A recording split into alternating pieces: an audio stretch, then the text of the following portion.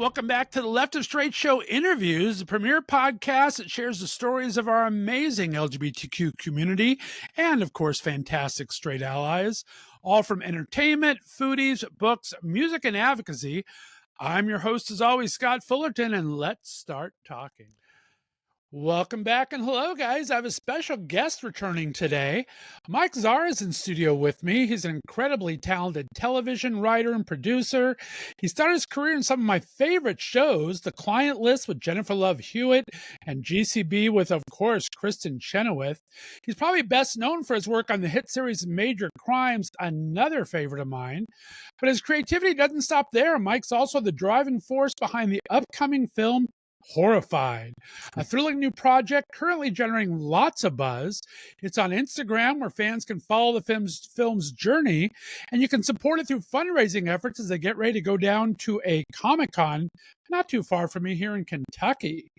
In addition to his work in film and TV, Mike has used his creative talents to work on creative ventures such as Toy Stories and Ghost Bunny Tees. It showcases his unique passion for storytelling and design. And today I'm so excited to catch up with Mike, hear about this upcoming film, and just talk about what's been going on since we last chatted. So in 1 second, we got Mike Zara, but first, take a look. When you lead LA's most notorious team of investigators, I am Captain Rader, Major Crimes Unit. there's a strict set of rules. I don't want any more shooting. But Captain Sharon Rader knows I want to transfer. That's not good. rules are meant to be broken. You're just 4 weeks away. I don't think you understand. Keep talking. See what happens. Now let's cause a little social unrest. From the summer's most anticipated show, Major Crimes. This August on TNT. I'm Holly Frost, and you're watching Channel 6 News. You're headed to Ornaments, the Christmassiest town ever. And since you're from there, you'll give the story a hometown spin. Holly Winters. Is that you? It's actually Holly Frost now. Where's the ring? It is such a joy to watch these faces jot down what they might like from Santa. And we're out. Drinks, please. Do you want to show me the vacuum man? I wrote Satan by mistake when I was 7. Isn't that how old you were when your parents Were hacked to death? Oh, yeah. Chad, what's going on? A monster took the mayor. Look, somebody has to, like sing from the soul. It's a foot from a person. Look!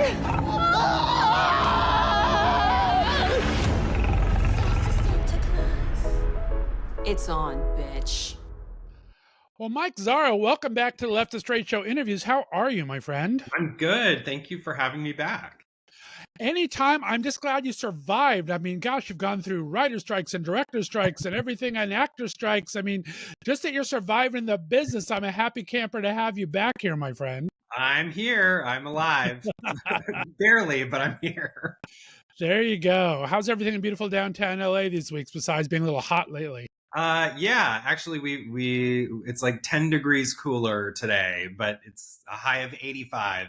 I feel like all I do now is follow the weather. That's like my Isn't hobby. it scary? I thought it was just me being old, but now you have to do it everywhere because it's so crazy all the time. No, it's climate change. So Right?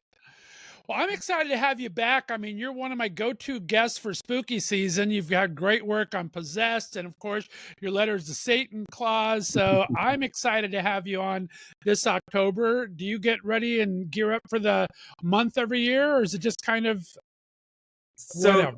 Well, what's funny is that like I love Halloween, I love horror movies, obviously, but I don't dress up. I'm kind of a voyeur. Like I love when people get super creative with their costumes and all of that. I'm somebody that doesn't, I don't know, I don't like attention, I guess, on myself, and I don't I used to be an actor 100 years ago, but like the idea of getting into character, maybe that's triggering or something, but I love the season, not only because it's spooky and all of that, but just the creativity. Like people just go bananas with their costumes. It's like, it's one of those things like a musician where I'm always so impressed with somebody that can play the piano or whatever. Like it's the same thing with like coming up with these really detailed costumes and characters.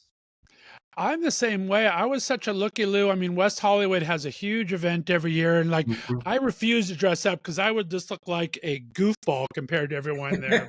But it's fun to watch them, right? It is so much fun. Yeah. Like if I go out this year, like I'll be like a Starbucks barista, like something totally just like easy and comfortable, and you get it. You know, I'm not going to try to do anything that's too splashy. There you go. I'm the same way. I'm a bigger guy to begin with, so there's not a lot of stuff that I can fit into pre-made. So I usually have to make something on my own. So I try to get a little creative. I think last year, just to be a little tongue-in-cheek, since I'm known for being Left of Str8 here, I went to the thrift store and I bought a lunch of Barbies and hooked them onto a shirt, and I called myself a chick magnet, and that was kind of fun. So I try to do goofy things like that. I love it. I love a pun. I love all that. Well, remind everyone what kind of draws you to the horror genre. You've done some great work in there. Talk about what kind of pulls you to the genre as far as entertainment goes. Yeah. I've always loved horror, but it's mostly horror comedy. I always say this, I need a little levity in my horror. There's something about the combination of being scared and like delighted, like something that's funny, and sort of that like push and pull. There's something about that.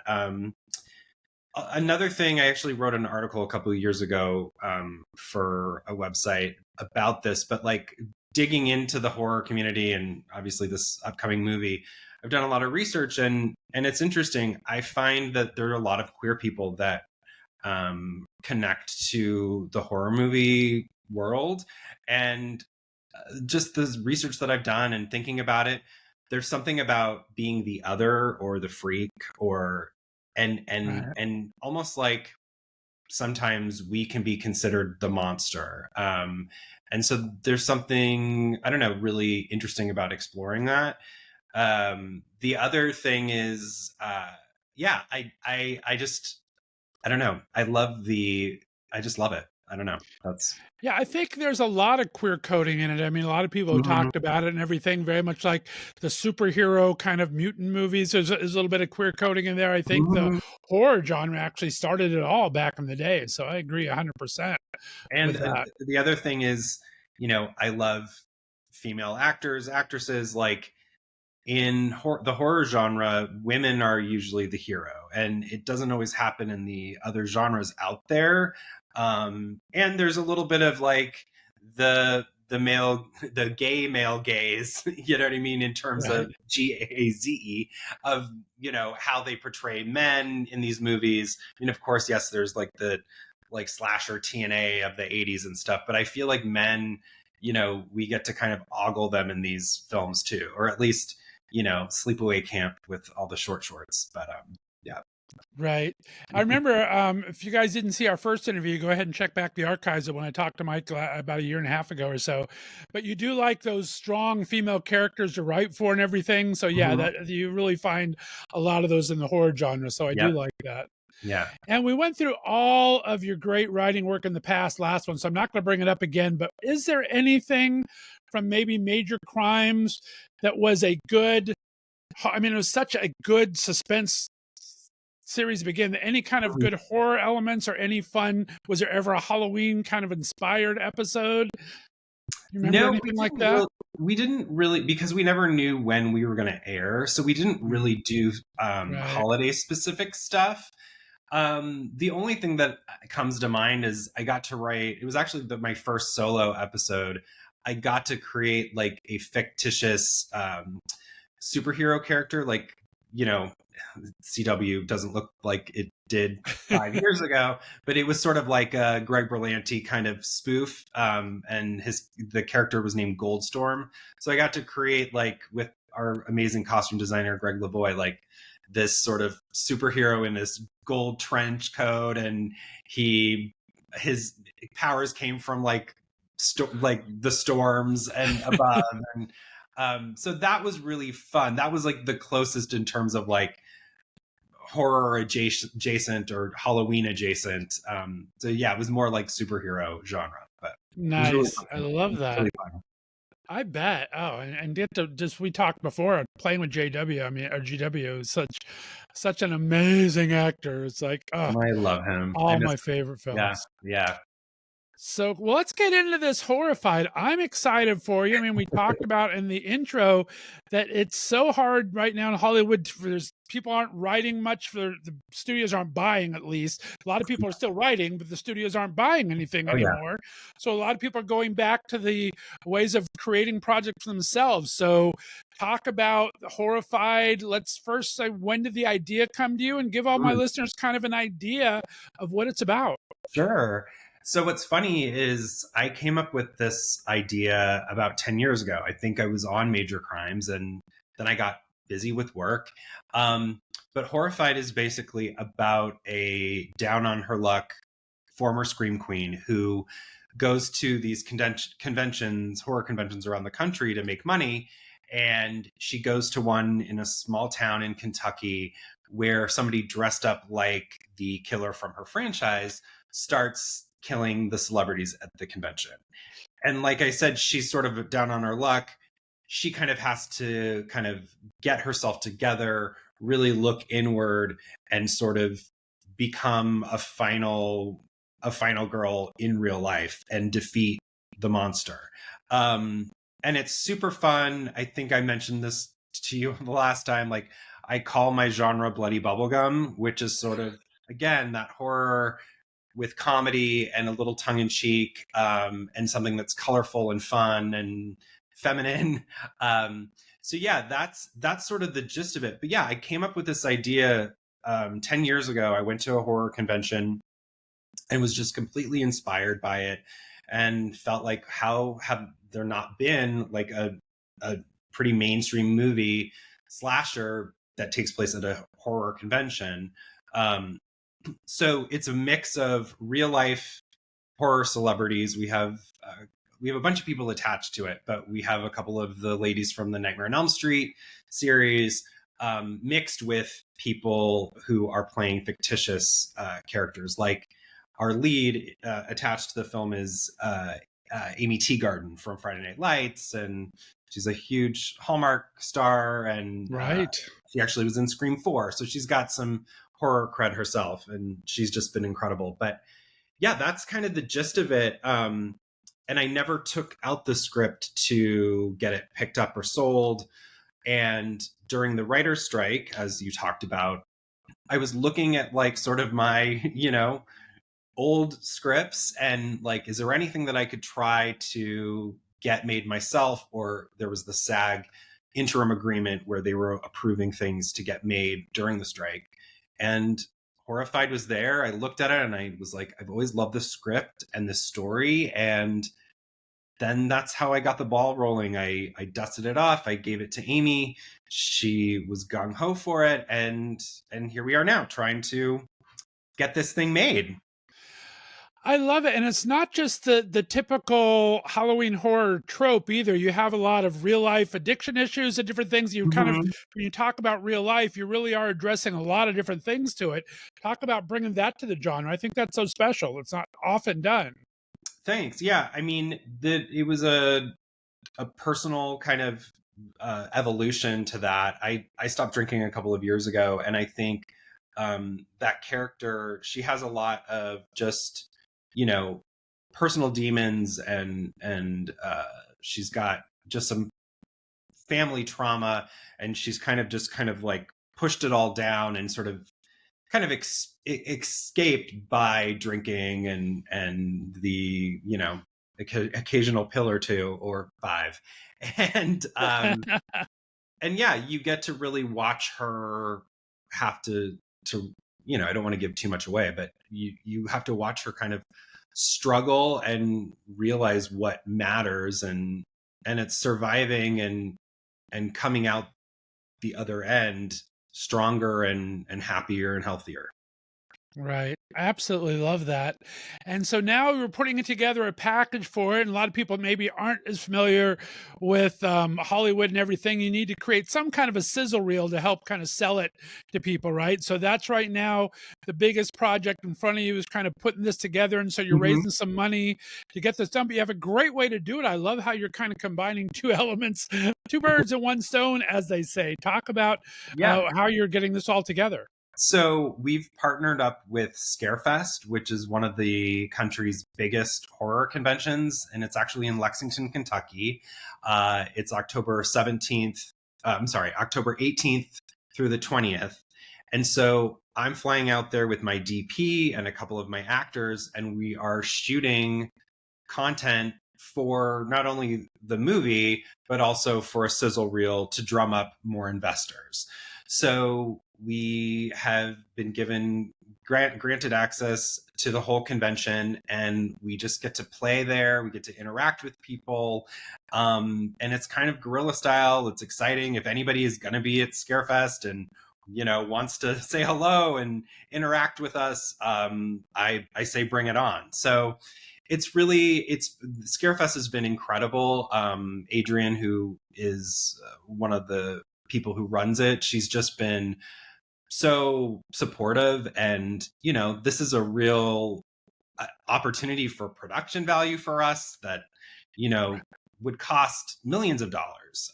So we're really, really lucky. So yeah, that's sort of the game plan, and then we'll cut a trailer or sizzle together and try to get the rest of the funding that we need to make the feature.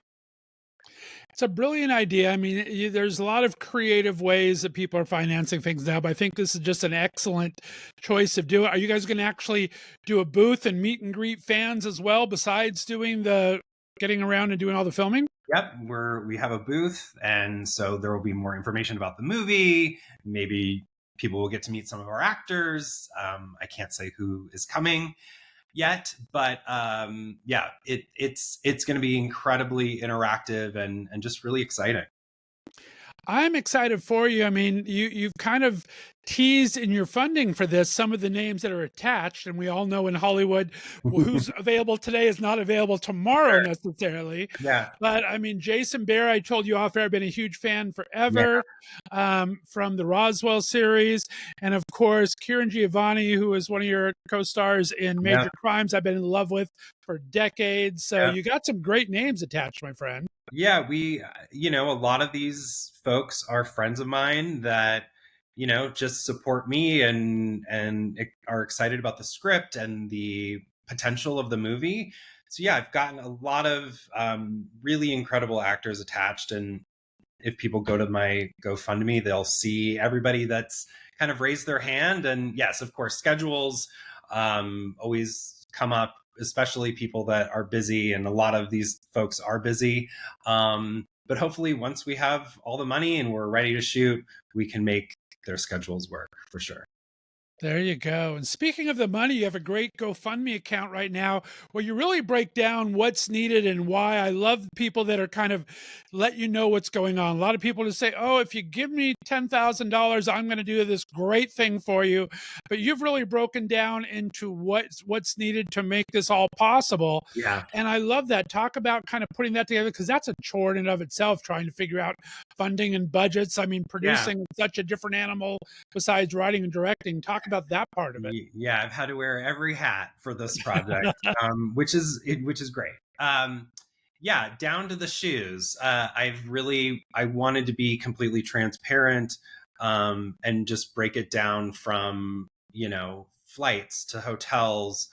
As you said, this has been an incredibly trying time in the industry, and I know a lot of people are struggling. And so I don't expect, anything helps, which is amazing. But yeah, I really, as somebody who is on the side of, it being a hard time in the industry, I decided to kind of just reach out and go public and see if people who love the horror genre, maybe love Amy or some of the other actors, want to support us. It would just be incredibly helpful. But yeah, it's the flights, hotels, you know, my cast and crew are doing all this for free, which is amazing. But Right. in terms of post and getting an editor and music and all of that, that costs money. Costumes cost money, and hair and makeup people. I had an incredible mask made for our killer, Jim Ahola of Ahola FX Productions. He's amazing. He's basically made the mask at cost, which is unheard of. Right. Wow. But it still costs money for the material. So that's part of the GoFundMe. So yeah, I've broken it down because I want to be completely transparent and be completely honest that like if I could afford to just pay for it, I would. And I've done that, you mentioned Sure. Possessed. I did a parody music video with Julie Brown years ago. That was on my dime, but that was back in my Major Crimes days. And I was, so hopefully with everything that I've kind of put out in the world, hopefully, people raise their hand to help. And it's a hard thing to ask for money. But hopefully people respond positively and see the potential. I think that, well, and like you said, it is very hard to ask for money, but it's the way a lot of products are getting funded now. Crowdfunding is a very popular thing now. We have between your Indiegogos and your GoFundMes and your all those other ones. It's really the way to go, and a lot of independent artists are creating some amazing projects out of it. Yeah. And I think you're kind of at the bare budget of what you need to get started. And I think you're upfront and honest is going to help. I mean, if we can raise $25 increments to get Kamala Harris, hopefully, come on. Hopefully we can get a couple films funded along the way as well. Right. So, but I'd rather people give money to Kamala than me. I will say that. There you go. Okay, full transparency, right? Great. But For the next between the next month, they can do $25 to her and $25 to Mike. Yeah. I appreciate that. They want to wait till December to give me some money for post. Great, that's fine too. There you go. We have a link to the funding down below, so be sure to check the show notes in this because we're telling where you can go for this. And of course, you've created this Instagram, and so people can follow you on Instagram and find out. Tell everyone the Instagram handle for that as well. Yes, luckily it's simple. It's Horrified Movie.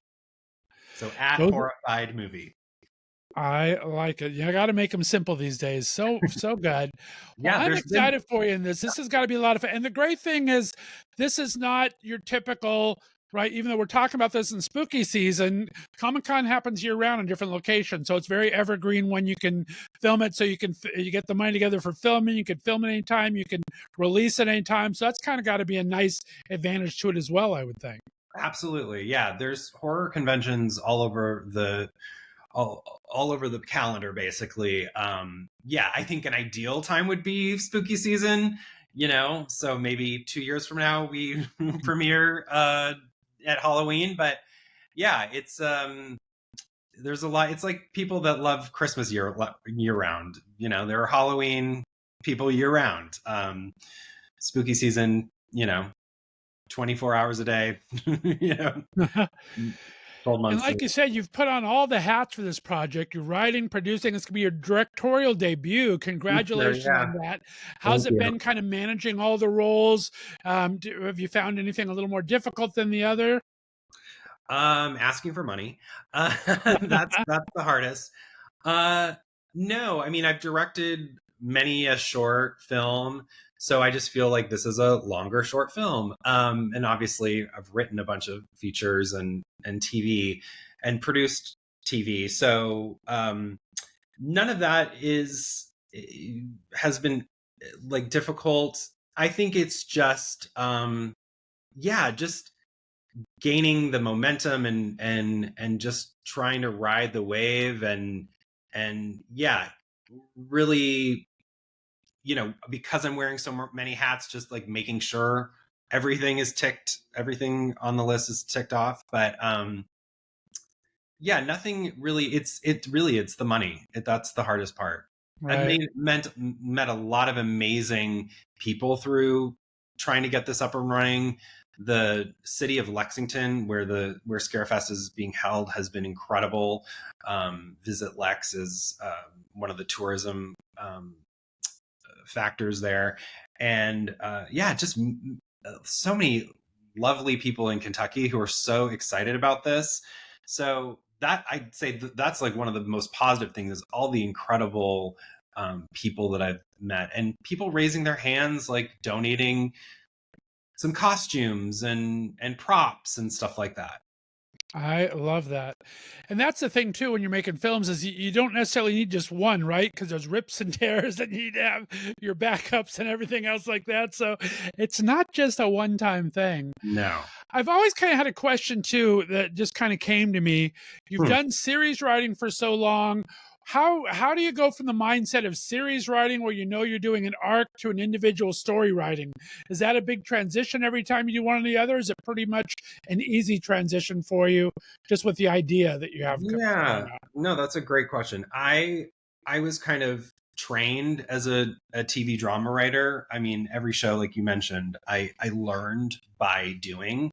So it is a different part of my brain.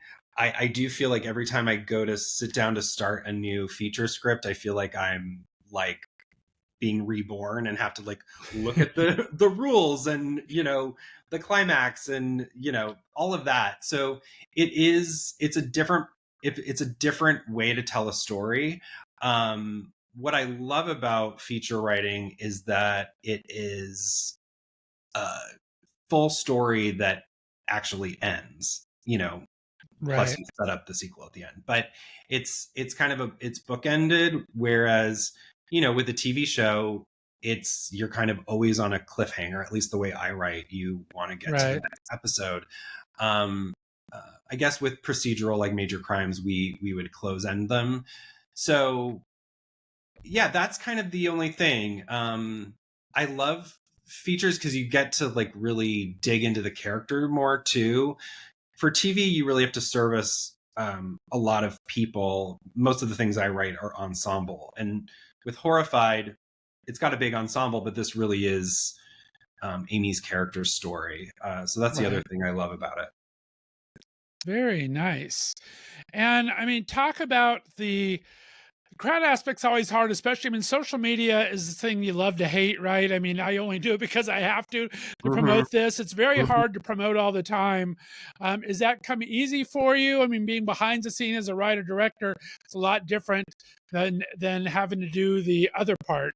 Yeah, it's part of like the asking for money. It's tough. It's like, and you never know what's going to hit, you know, what's going to excite people. I've just slowly started to get the social media thing running. I need to rejoin X. I got off Twitter years ago, and I'm like, I like you said, we kind of have to do it. So I have to get back on there and try to get people aware of the project. So yeah, it is difficult. And again, I don't love to, you know, put myself out there and ask for money and all of those things. So what I am excited about is like sharing updates about the project. I think this is for the fans. This is for the horror fandom. So, you know, like, we got back the boots for the killer that a fabulous guy named Chad who did distressing and putting blood on them. And like, I shared that, like I'm excited to kind of like give those things out as sort of like, follow us on our journey. But yeah, kind of selling yourself and asking for money, it's hard. I think there are people that are brilliant at it. It's just, I am not one of them. So. I am not either, my friend. Take my word for it. But that's one of the good things about being an independent movie, and also in a horror genre. When you're in these genres, there are a lot of great communities involved. So once you happen to just click into one, they kind of have their own little kind of system. So hopefully, knock wood, we're gonna get you into one of those things, and that'll be kind of amazing. Yeah. Now, we didn't talk about it, and I don't know if it's going to be a reveal that you don't want to talk about, but you're very strong. You've written some great LGBTQ characters and storylines and everything. We haven't talked about it in this film that much. Is it something that's a reveal later on, or is there anything you can tease on it now, maybe? Sure. I mean, because who I am, I always want representation in my work. I have a couple of openly queer actors attached to the project. Some maybe playing queer characters. One of our lead characters is pansexual, and she's like my favorite character in the movie, other than Amy's character. But yeah, there's a lot of queerness. There's, the male gaze, GAZE, as I said before. I want this to be, it's like the movie that I wish came out when I was 13, 14, you know what I mean? And so, yeah, there's hot guys and shirtless, and, all the women get to be covered. Because that's, I feel like, again, from the 80s TNA of it all, like, I want to kind of flip that. But yeah, so this is, it's for everybody, but yes, there's little nuggets here and there for us. I love that. Well, Mike, Zara, I love having you on whenever you have the time. Thank you so much for sharing this project with me. Thank you. Remind everyone where they can follow you on Instagram, again, where they can follow the movie on Instagram. Yeah. And we are going to have the link for the GoFundMe below. But remind everyone when you're going to be at Lexington HorrorCon. Service, yeah. So my handle is Zara Stories with a Z. So Z like zebra, ARA. STORIEZ, as in zebra or Zara. And it's at Horrified Movie. Hopefully you can spell that. And we'll have it on a little Chiron below too, so it'll be easier for people. Great. Thank you. And then, yeah, I'll be at Scarefest October 18th, 19th and 20th, and we'll be shooting. You'll see us with a camera. You may see some of our stars. You'll definitely see our killer. I'm not going to give away what the mask or anything is. You'll just have to follow Horrified Movie to get that stuff. I like it. Mike, Zara, thank you so much, my friend. I appreciate you and wish you all the luck for this movie. I know it's going to be a great success for you. Thank you, Scott. Thank you for your support. It means a lot, really. I appreciate you, my friend. Stay on the line for me. Guys, We're going to have a special 5 questions with Mike next week, so be sure to look for that. Get on that GoFundMe page. Every little bit helps. $5, $10, $25. If you're rich, give more. What the heck? It's one of those things where I think we can all get behind a great project, and this sounds absolutely amazing. We appreciate you coming in and tuning to the Left of Str8 Show interviews every week. We will see you next week. Bye-bye.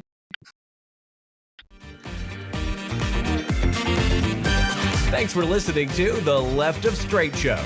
Be sure to subscribe on your favorite podcast distributor, and please give us a 5-star rating so more listeners can find us. You can follow us on social media, and be sure to check out our website for contests and other news and information. See you next week.